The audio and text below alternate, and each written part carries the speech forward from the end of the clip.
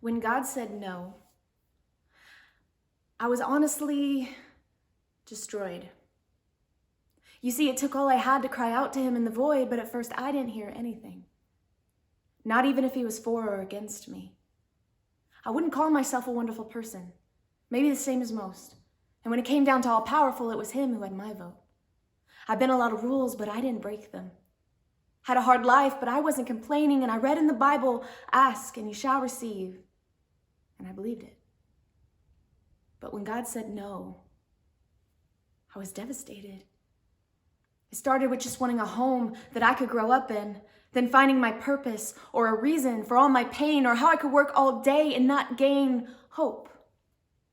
Or how my friend could be in an accident and I asked God for just 5 more minutes so I could say goodbye to him. But no, I was too late. When God said no, I began to hate him. So when the time came that I finally fell in love, I was too scared to ask him because he had said no so much. But it seemed like everybody else was getting a yes, so I finally dared to ask him, and I said, God, if you just say yes this one time, I'd never ask for anything again. When God said no, I wasn't surprised, just broken. Because that was my life, endless tries with endless disappointment. So I stopped asking, stopped conversing, just walked away. It's not that I didn't believe he was God. I just knew whatever was going to happen was going to happen. I might as well wear a noose as a necklace. I had nothing left to lose. I became faithless. But I still had to act like I had something to look forward to.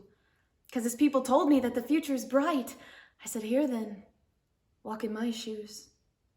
Because all I see is a dark tidal wave rising that's full of sharks, and you want me to keep swimming like Dory, but I just want to die. But I tried one more time. I said, God, spare me the shame of killing myself. And just take my life.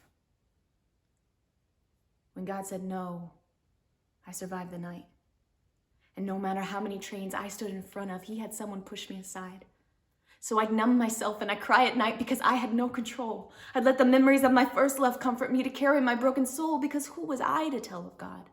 When I felt I had held up my side, but he didn't. How could I tell of his love when I felt abandoned? I was full of scars with no reason, full of sin with no forgiveness, so I screamed out, God, why? My first open-ended question, and this time he replied. He said, look at my son. So I did, and I saw, as Jesus was on the cross, that he was destroyed and devastated, as my sin was poured out on him so that I could survive the night and be able to talk to God and know that when God's only begotten son cried out to him in a garden, God said no, because something better was coming on the third horizon. And had God said yes and saved him from his devastation, there would be no hope. So I asked God again, why? He said, because by my power, I brought him back to life. And he sits at my right side, which is what I have done for you. I said no to make you into my son. All that pain and that struggle was to bring you to me. I make know your blessing, as I have done for all my children who are called and love me, because it is you who did not hold up your side, which is why my son had to die. You are not my first child who has cried out, my God, why have you forsaken me? The difference is I actually did forsake him, so that I could never leave or forsake you. I separated you. And you don't know the pain of what another 5 minutes was to your friend. So I said no to you to say yes to him, and he's with me now, and you will see him again. And your scars and your story are pointing my lost children to me. I am life, and I want to give you me more abundantly, so let me be your first love. To carry you now into eternity, I will make your broken soul whole through the blood of my son. And just because you don't understand my plan doesn't mean that I don't have one.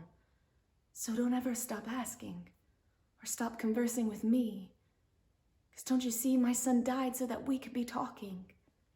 Ask for me and you shall receive. Knock and my door will open. Seek and you will find me. My son is your beginning and your end. I said no to your any other home, purpose, or reason, because I am your home, purpose, and reason. So go ahead and ask me. Ask me if I'll ever stop loving you. Ask me if I'll ever want to stop talking to you. Ask me if you bother me. Ask me if you can find life outside of me. Ask me if I had to do it all again, would I quit? Ask me if you mess up one more time, will I say, this is it? Ask me if I'll ever leave you alone.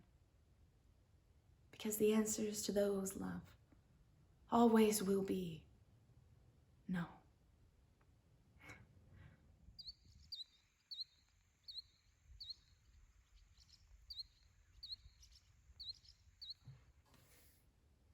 Hi everyone, thanks for watching. I hope you enjoyed this video. If you liked it, please give it a thumbs up.